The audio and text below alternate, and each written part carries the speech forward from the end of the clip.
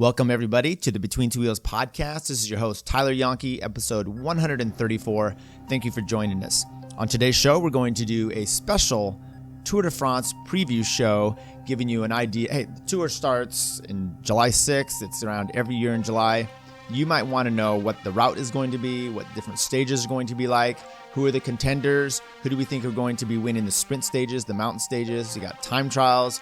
We'll go over all of that. We'll also give you a little bit of a brief history of the Tour de France itself, going back some 5, 15, 25, 50 years, just giving you some highlights, giving you a little bit of a nuance as to what this race is all about and some of its history. So we'll do some things that make you go, and then I'll also give you some Tour de France resources, some areas to look for if you want to find some other podcasts and streaming online. We'll do it all for you here coming up.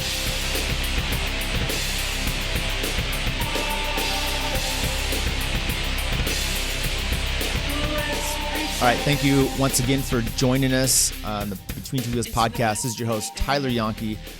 I really hope that you enjoy some of this preview show. I've enjoyed putting it together and kind of giving you a breakdown of what to expect.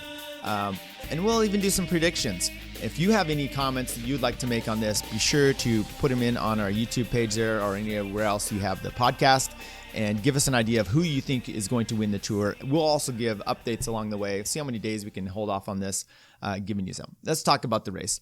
106th edition of the Tour de France. Now look, the tour had some years where it did not happen at all due to world wars, but we're at the 106th edition. It starts in Brussels, Belgium, outside of France. It ends in Paris, France. 3,460 kilometers, 22 teams, 8 riders a team, 176 riders in the field, 21 stages, 2 rest days, 1 team time trial, 1 individual time trial, and a buttload of climbing, a lot of it above 2,000 meters. That's going to be kind of significant because you're going to have a bunch of Colombian riders in here. Well, not a bunch, but you do have some Colombian riders that are maybe need to get their chance to take over at the tour, and they're being able to adapt to the high altitude might actually give them a leg up in this year's tour. Let's talk about some history, some milestone years. So 2014, 5 years ago, we had Vincenzo Nibali first place over Thibaut Pinot and Jean-Christophe Perrault. You may remember this race. Pre-race favorites were Froome, Contador. They both crashed out of the race. Froome crashing early on. Remember, he broke his wrist, and then you had the stage 2, the kind of the cobblestone stage. It's a rainy one. He goes out twice. He wrecks down that day. He's a DNF. That day was actually really significant because it saw Nibali going to the fore, getting rid of all the other GC riders, and basically making a stranglehold in the race from then on out. Nibali that day was won by Lars Boom. Interestingly enough, second place was Jakob Fuglsang, who might be, he's one that's being talked about for this year's race. So obviously he can ride on the cobbles, which, could come in handy as well. Nibali took the yellow in that year's race after stage 2 win. He only relinquished it one day to Tony Galopin, then back in yellow. There were 4 stage wins by Kittel that year. Pretty impressive. 10 years ago was back in 2009. Alberto Contador, Lance Armstrong battle. I mean, maybe a little bit like this year with Egan Bernal and Thomas. I don't think there's much animosity there. Egan Bernal seems like a nicer guy than Contador was. Thomas definitely seems like a nicer guy than Lance Armstrong. So you may not have such infighting, but you still may see a battle that you had seen back in that time. Also, that race was kind of the emergence of Bradley Wiggins. He was 4th, but then kind of got moved up to 3rd. So we might see another year like that one. 15 years ago was 2004. Now, this was we're going to have some of these with Lance Armstrong wins. He won that. Andres Kloden was 2nd. Ivan Basso was 3rd. That one had the Alpe d'Huez time trial, which was won by Lance Armstrong. It also has an interesting thing that it was bookmarked that year by the prologue win, and the stage 21 win, final day in Paris, were won by 2 guys in their first Tour de France. That was Fabien Cancellara winning the prologue and Tom Boonen winning stage 21. Kind of interesting. They both kind of emerging stars at the time, both doing their first Tour de France, and they get a win. That race also there was stage 18 that was kind of showcased that disgusting sportsmanship in quotes, by Lance Armstrong when he chased down Filippo Simeoni, who had testified against him in the Dr. Ferrari issue. That was it was, the commentary at the time was not generous to anyone that was calling out dopers. Remember, Simeone had been a doper himself with Michele Ferrari. Anyway, that was a pretty disgusting time period. It also featured, that race featured Thomas Voeckler, a Frenchman, flamboyant guy. He did a lot of, he was fighting pretty hard to keep yellow, and it was actually impressive. I mean, he's an annoying guy to watch ride, but he did fight pretty hard. Maybe the best fighting Frenchman at that point since Lafayette. I don't know. Another one that you had there was Richard Virenque. Richard Virenque won a mountain stage that year. He was with the Quick Step, whatever their contingent team was at the time. Broke down in tears. He was very happy. Just watching back some of the commentary when he's coming across the line and that whole day off the front. No real mention of his 1998 Festina affair. That whole drug thing was just kind of the muerto with the commentating. They just didn't like to talk about it. And, Lance and his whole cohorts at the time were really denying everything full force. 25 years ago, 1994, this was won by Miguel Indurain, Spanish rider. It was his fourth Tour de France win. He goes on to win the very next year, his fifth win, and then subsequently gets displaced out by Bjarne Riis and some of these others, and that whole era was kind of changing. But you look at the record here, or the riders that day. Second was Pietro Ugrimov of the Giwis team, who's got quite a background as well. Third was Marco Pantani. That was Pantani's first Tour de France. Another interesting thing was there's only one American in the race that year. That was Frankie Andreu. He finished 89th. Not lackluster. I'm not much to talk about there, but it was only one American in the race. We kind of had our dip, and then we came back within a resurgence, a real resurgence in U.S. cycling coming up in the next few years. You may have heard of Jamaluddin Abdujaparov. He was Uzbekistan rider. Came out flying, I think, the year before that. He had won the green jersey. He won it again this year. This race had started in the UK, and it was won. The prologue was won by a British cyclist, Chris Borman. 50 years ago, the 1969 Tour de France. This one's really fascinating. First Tour de France win by Eddy Merckx. You may have heard about him. He won with a gap over second place of 17 minutes and 54 seconds. Yes, 17 minutes over second place. 22 minutes and 13 seconds over third. Second was Roger Pinion, and third was Raymond Polidor. Both good riders in their own right. Eddy also won the points jersey, the King of the Mountains jersey. I think he won the most the Combativity Award jersey, kind of a different one that they had where it was a mixture of all those ones. His team FEMA won the team time trial. They also won the team award. Eddy Merckx won 5 stages himself along with the team time trial. One of those stages he won was stage 22 into Paris that year, the final day in the yellow jersey, and he decides he's going to win that. There in 67 and 68, the Tour was contested just by national teams, but in 69, the commercially sponsored teams were back. The Tour started with 13 teams, each with 10 cyclists, so they had 10 riders apiece that year. Eddy Merckx had been removed. Now, this is an interesting part. Eddy Merckx had been removed from the 69 Giro d'Italia in leading position because of a positive doping result and was initially not allowed to join the 1969 Tour de France, but his suspension was later lifted. Something you guys may not know is that Eddy Merckx had multiple positive tests. I've read the book Cannibal. No, not the Cannibal. I'll have to check that. It's Daniel Freeb of the Cycling Podcast. He wrote it. It's really good book about Eddy Merckx and his career and some of his drug scandals that you might not know about. I'll flash that up on the screen for the YouTube people, so you'll be able to take a look at and see if I could come up with what I remember of that. Okay, the route. Well, this year, like I said, they start up in Brussels.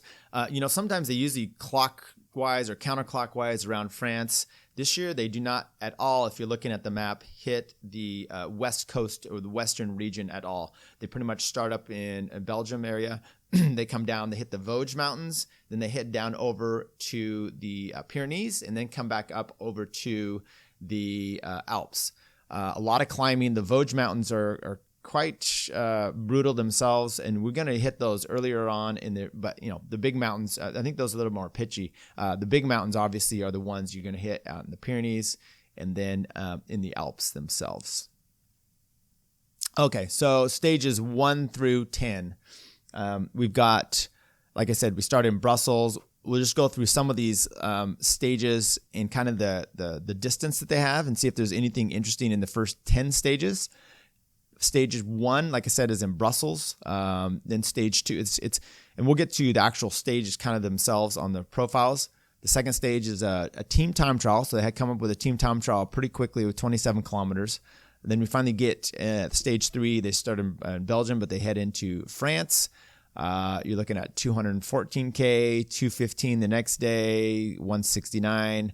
Stage 6, we finally hit some climbing, and we'll talk about that stage itself.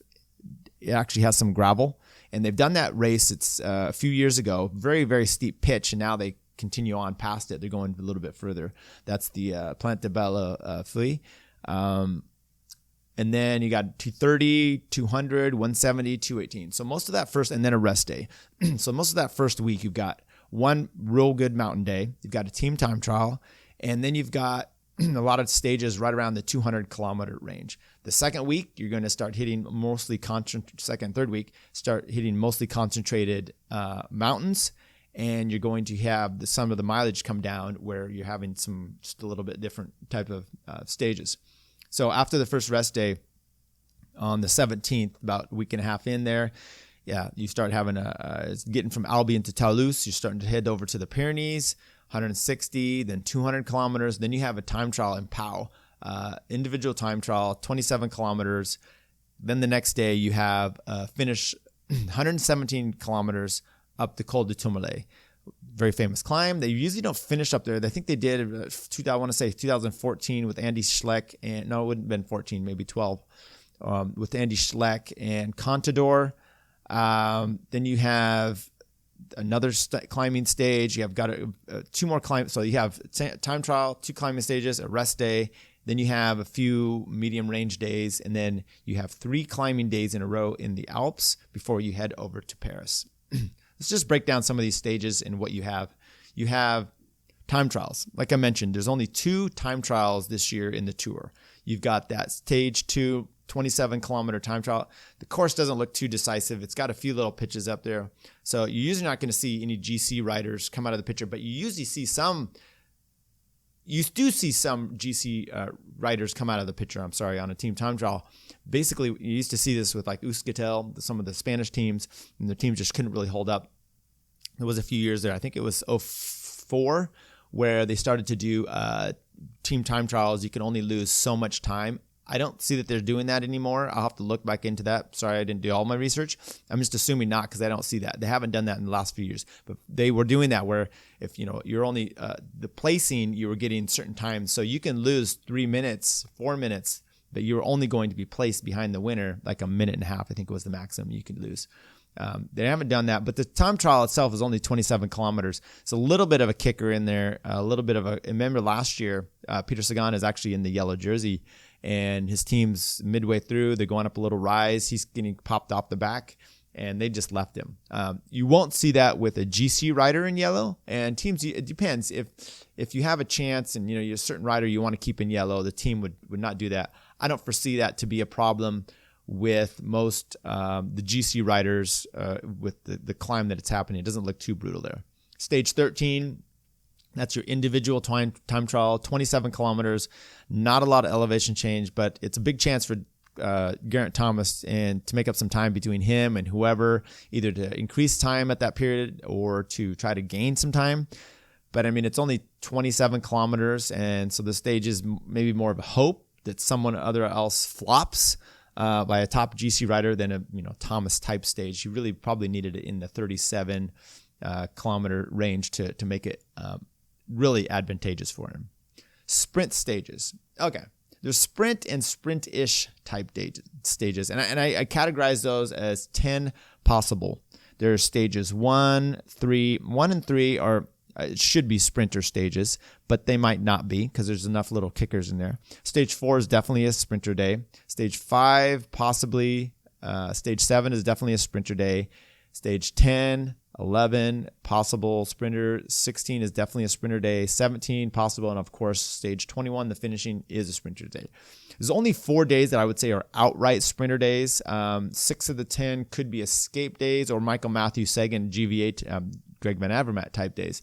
And I say that because there's enough kickers either near the end, some little climbing, a bunch of cat 3s and 4s scattered across there.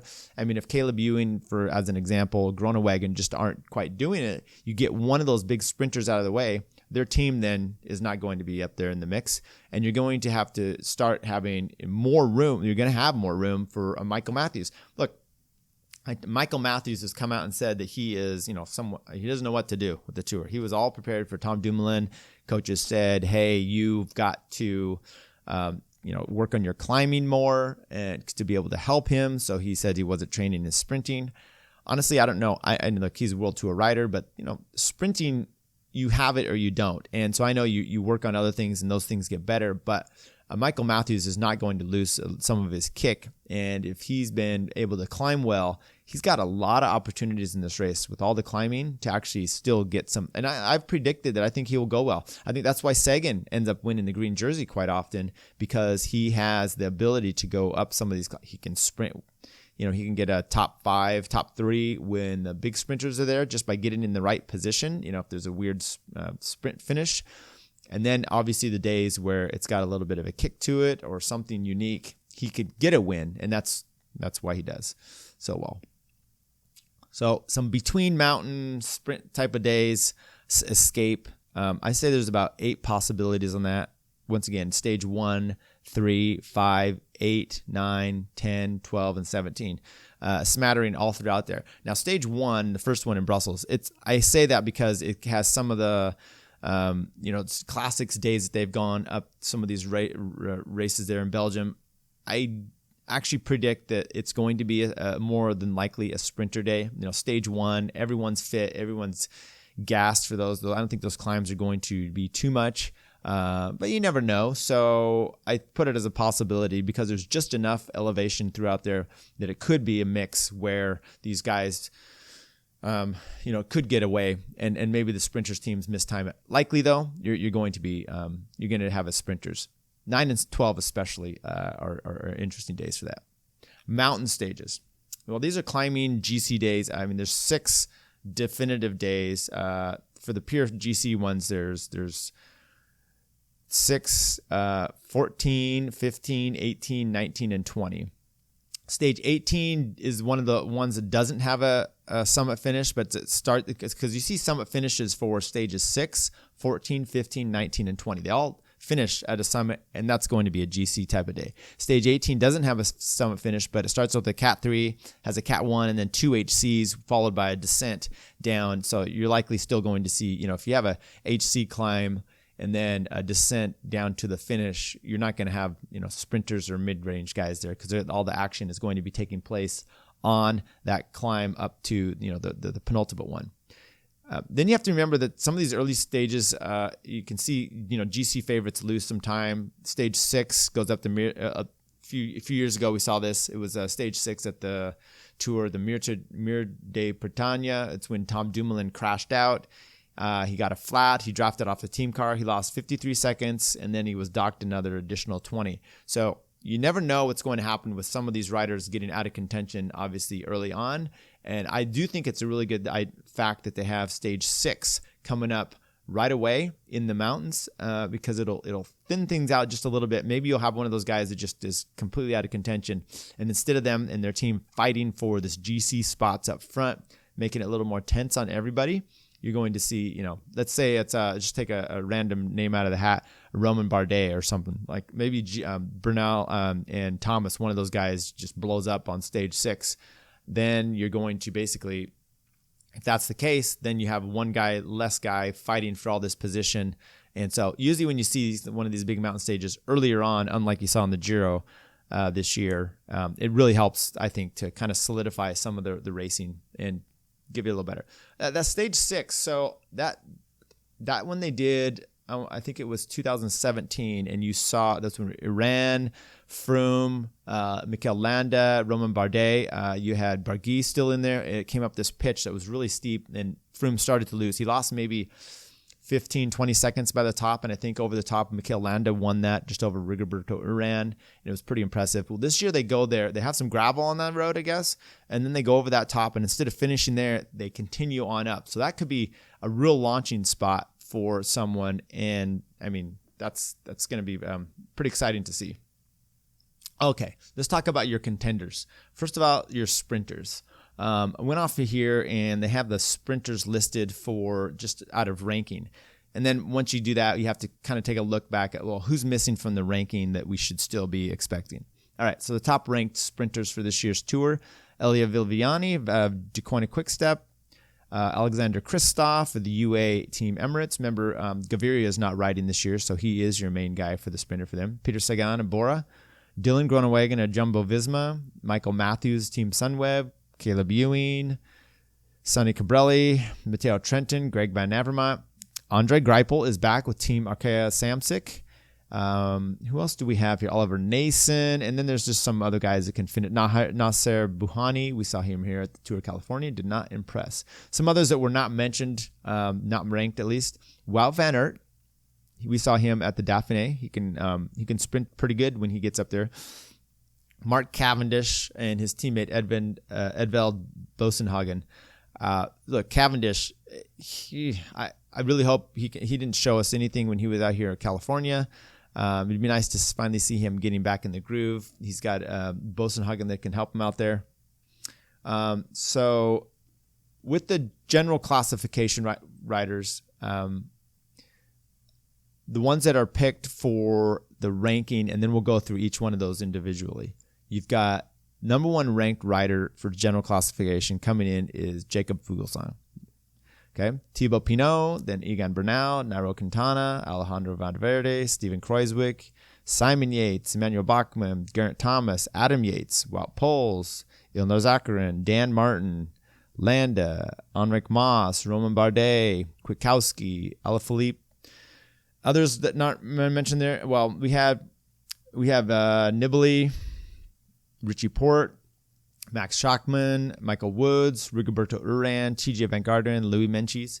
These are all riders that, I mean, you're talking top 15s here, and there's always going to be that rider that, look, I just mentioned the 2014 there, where Thibaut Pinot was second and Jean Pernaud was third. I mean, who?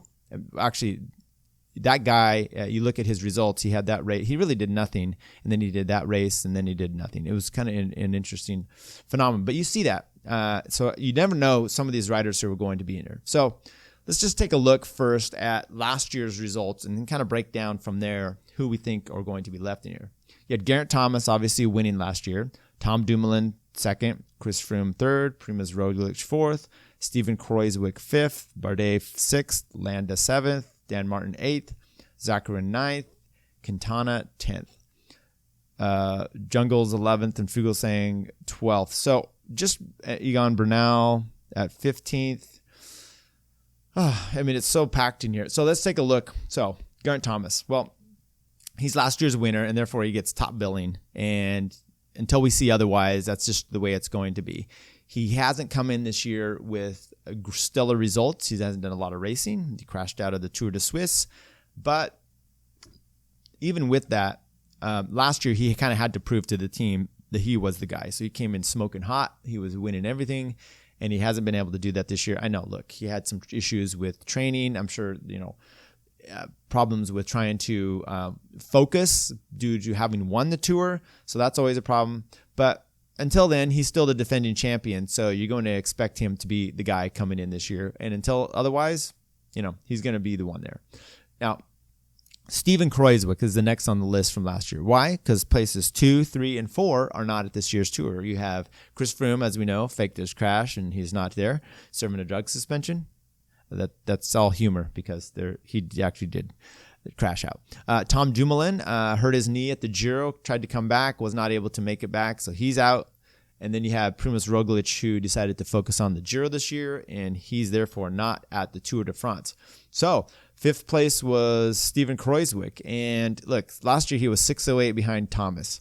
That year we had a team time trial of 35K. This year it's 27. You had a 31-kilometer time individual time trial. This year it's 27. So he still lost 42 seconds, another minute in the time trial. So even then, and that's a minute and a half, he still ended up losing 6:08.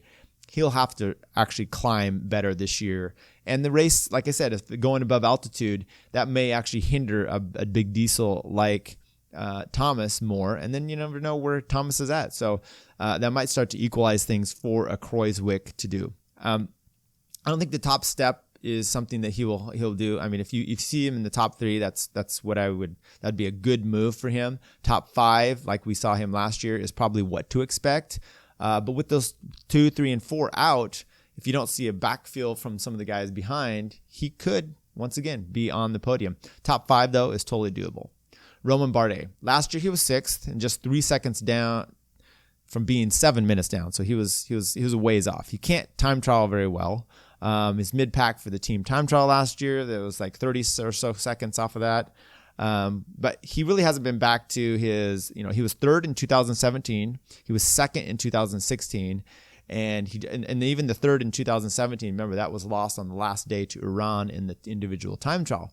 So he's been very close the last, 2 years prior to that and not since. This route, though, is once again, I think it's built for Bardet. He's able to, if he can knock down this freight train of Team Ineos and their two-headed monster attack, I think he can actually benefit and do well with the high altitude training, the riding.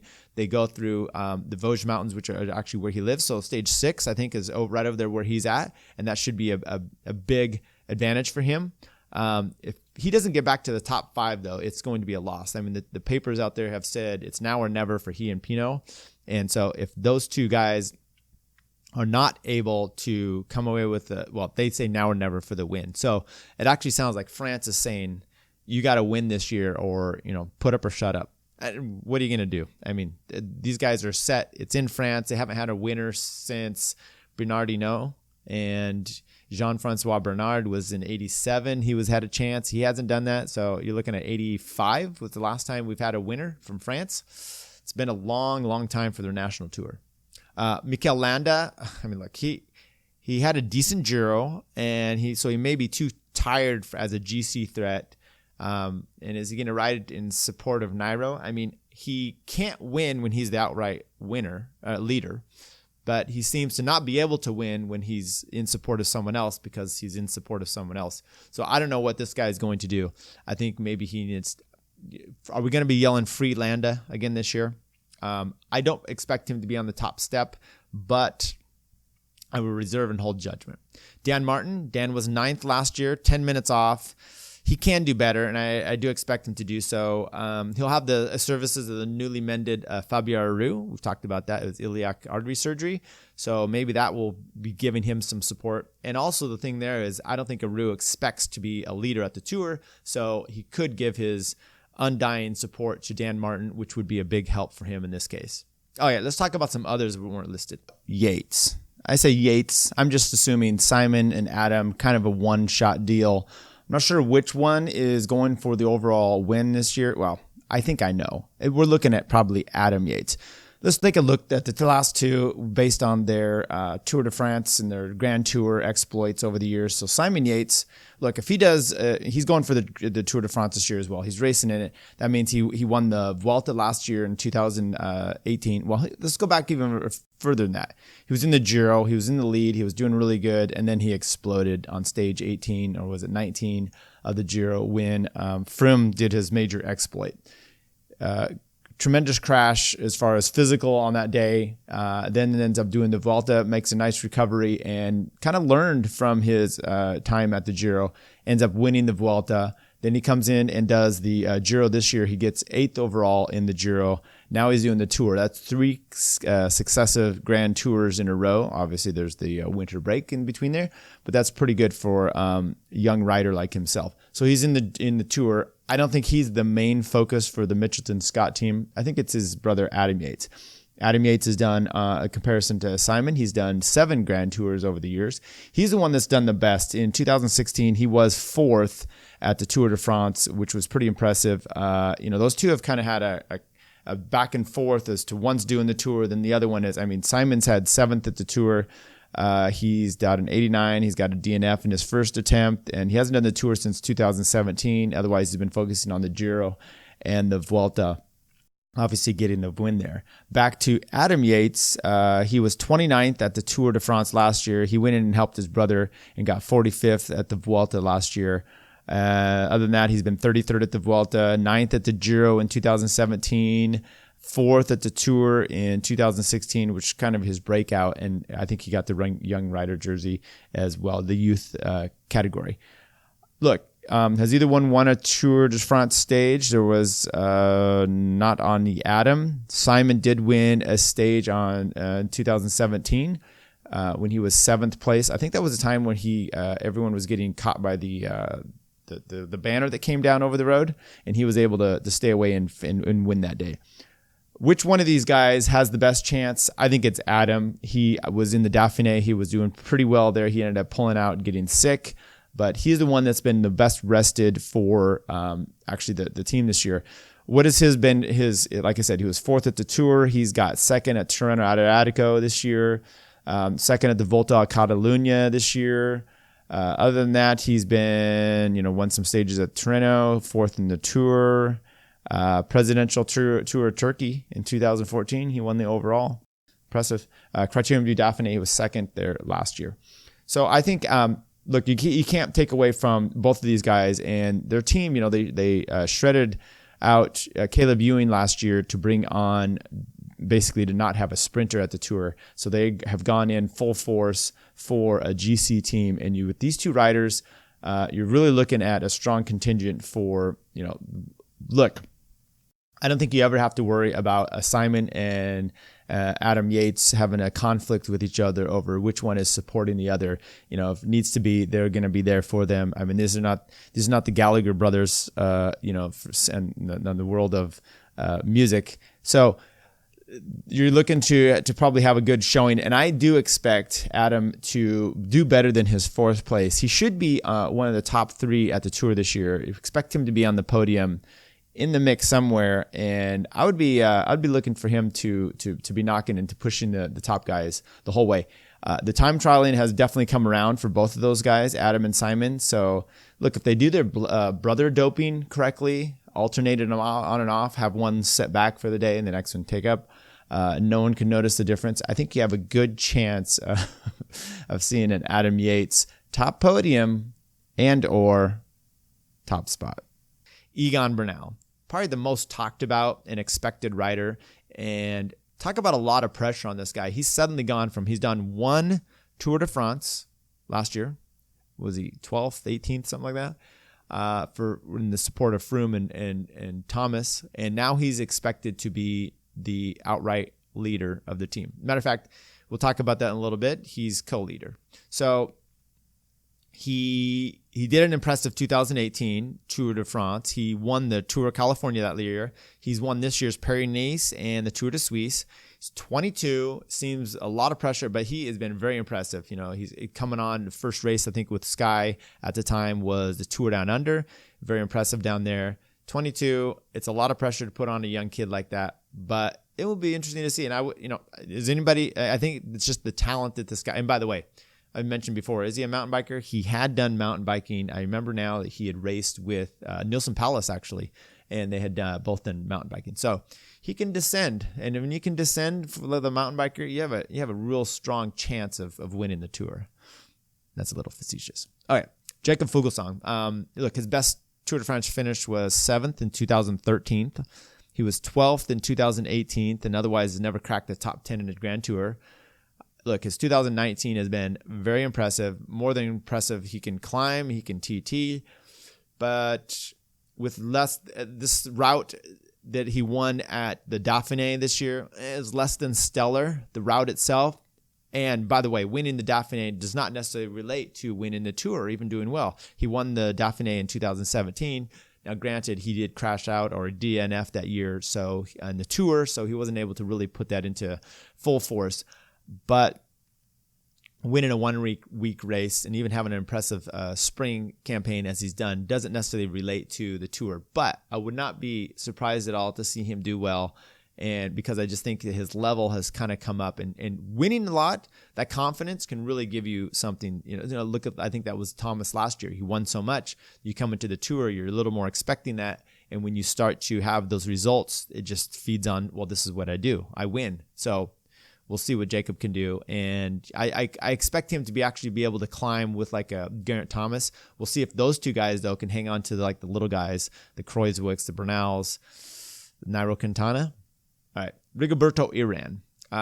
Urán was very impressive with his 2017 second place. Like I said, he got the second just over, narrowly beating Roman Bardet in the overall and getting him on the time trial on the last day. He didn't finish last year. He struggled on stage 12 up to Alpe d'Huez. He had crashed on the Paris-Roubaix stage 9 of that same race, so he was having some issues. He wasn't able to even hang on.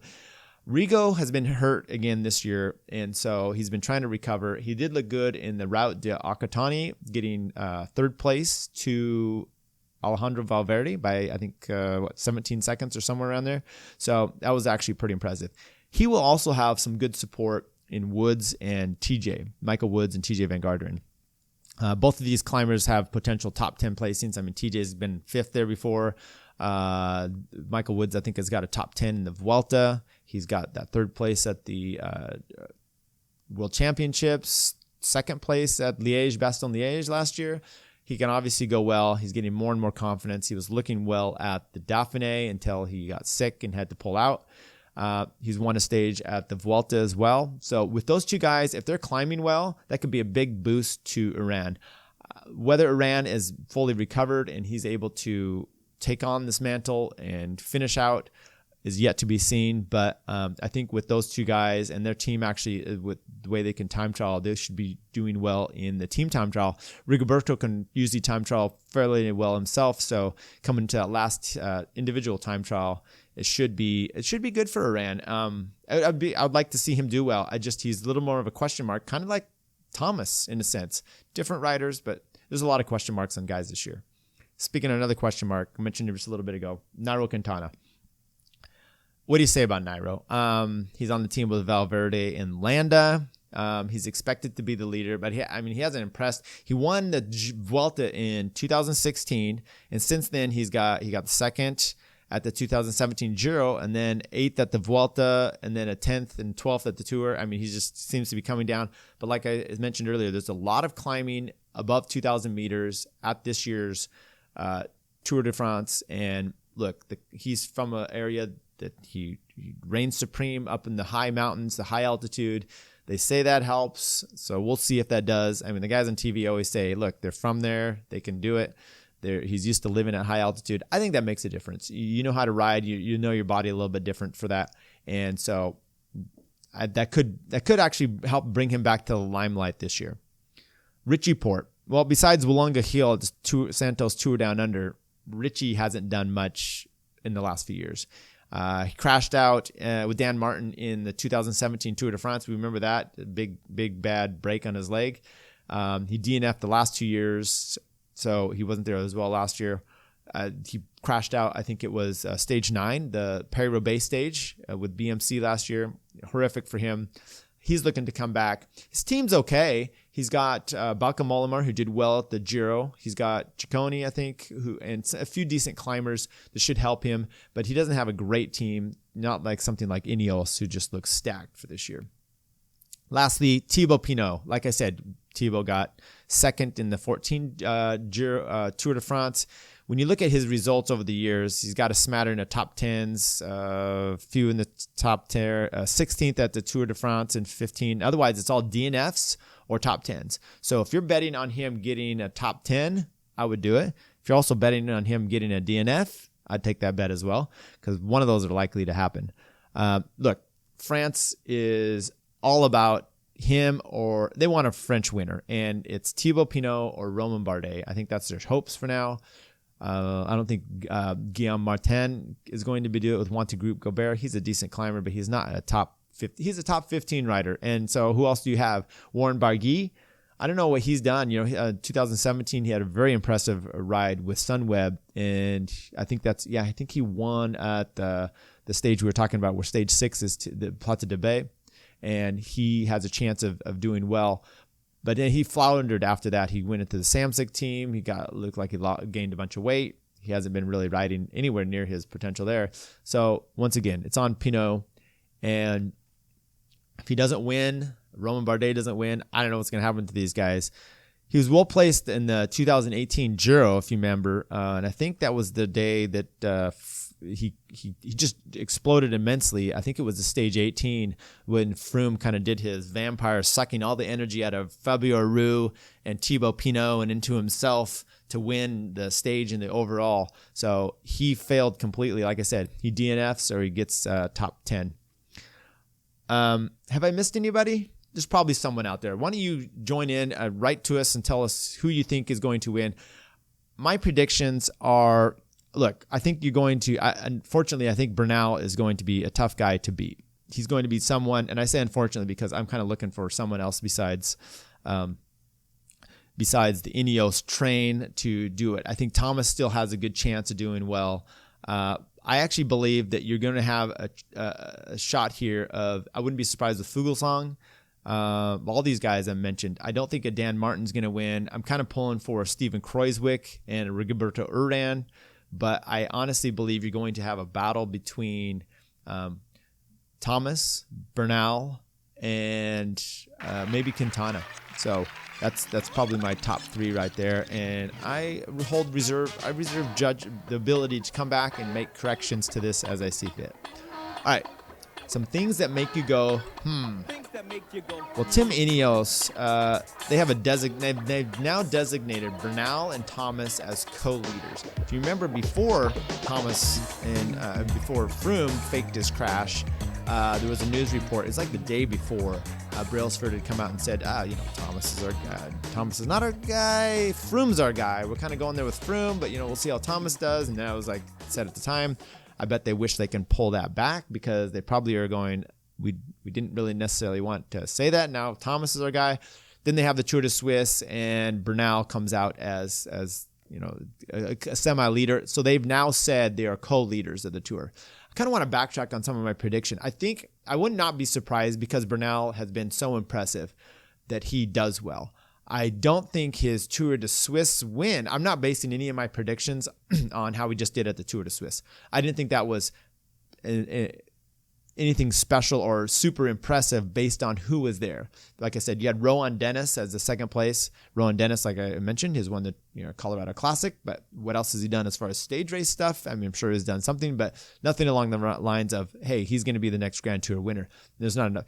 So there was 2 time trials in that race that helped Rohan Dennis quite a bit, but there was no one really else there that was competing on the climbing for Bernal, and he didn't win by a ton. It was pretty close. So I'm not showing his Tour de Suisse as something that's going to really ignite me as to being full on the Bernal train. With that said, I think it's interesting because Thomas, the team must know some internal testing to give those two dual billing. Otherwise, they would just go with Thomas. He's won it last year. He won it in impressive fashion. I mean, look at who he was winning over last year. It was over Dumoulin, over Froome, Roglic. It was impressive. Bardet, all these guys, it was very impressive. So to see him kind of get the dual leadership with Bernal, one, it says that they have a lot of confidence in Bernal, and two, maybe they're still not having a lot of confidence in Thomas. It might help Thomas. Maybe he's a come from behind guy. Everything's on his shoulders, and he's going to end up doing well. Some Tour de France resources. So where can you find your Tour de France? Well, you can watch it on TV. Obviously, NBC covers it. I personally I don't have cable or satellite, so I buy the NBC Gold app, and you pay like $20, $30, and I have it for the entire year, so it's time to renew it right before the Tour. Got to make sure I do that. That's one thing to do. If you do these kind of things, maybe it's Fubo or some of these other services, make sure you're up to date and that your annual subscription is good to go so you can sign in that first morning and be able to watch it. I do the NBC Gold one. Once again, I could stream it on any of my Roku TVs at home, laptop at my office or on the go, and my phone, my iPhone. So I've always got the Tour able to go anywhere I want. It has replay. It's really good. For me, it's one of the great resources. And one of the best things about it too is it gives you the ability. And am I getting sponsored by these guys? No. But it gives you the ability to use the U.S. feed, which is usually Phil Liggett, and it was Paul Sherwin until his unfortunate passing. But I think they have Bob Roll with them this year.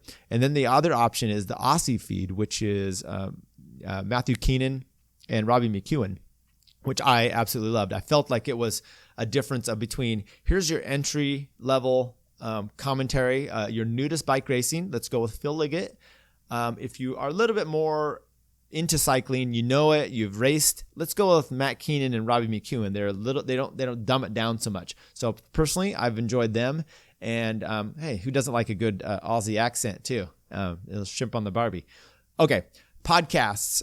Here's some podcasts I listened to during the tour. One thing that's great about the Tour de France, we all know France is 9 hours ahead of us. The race happens in the afternoon over there. It's done and good. They get their interviews. They throw up a podcast. It's mid-afternoon. I then get to hear these podcasts because for them, they're coming out the next morning. But for me, they're coming out that same day. The Cycling Podcast, it's with Lionel Burney, Richard Moore, Daniel Friebe. It's probably one of the biggest podcasts out there. They cover the tour. All those guys are out there. They followed along. SBS Cycling, that's Australian. They have a podcast. It's pretty good. ITV, it's European sports television. I don't remember all the guys' name there. I think they have Chris Boardman. David Miller was in there as well. A bunch of good guys there. BBC Bespoke podcast. It's BBC guys. They do daily podcast updates. A lot of these you see kind of interacting with each other. They'll have different guys on from different ones. But once again, a lot of them are like 30-minute podcasts. So you can just get some extra stuff, interviews of riders, some insights you just don't see because these guys are at the tour. The Move. If your bowels can handle it, this is a move that they probably would like. It's the Lance Armstrong, JB Haggard, I think his name is, podcast. This one has, with Lance, you can imagine you can have some incredibly in-depth inside knowledge that you're getting from this, but it also has excruciatingly low level insight of cycling 101 banter as well. So I don't know how it goes. It mixes between super in depth and super not in depth, and it's sometimes can be excruciating.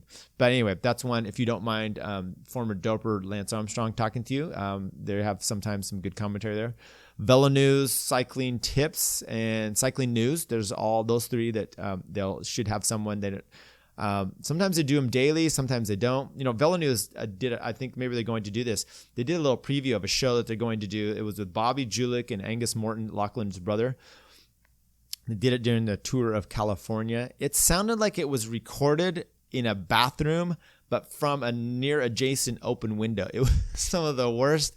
I mean, come on, guys, get a microphone. You can, if you want some help, contact me. I'll give you some suggestions of how to do that. But anyway, those are your podcasts, your streaming stuff. I'm sure there's more out there on YouTube. Why don't you give me an idea of what you consume? If there's something I missed and you think it's great, send it my way and I will check it out as well. Anyway, thanks again for checking into the tour. We'll go over some real quick here. I think Thomas has the best chance at winning. I think you're going to possibly get a French Roman Bardet or Thibaut Pinot in the top three.